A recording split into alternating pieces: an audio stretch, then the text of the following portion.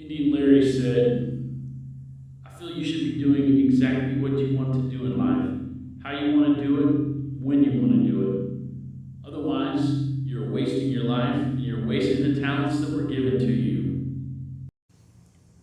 On August 30th, 2004, Indian Larry did just that. Died doing what he loved. And as sad as that day was, he was always an inspiration to people before then, and he's achieved immortality since then.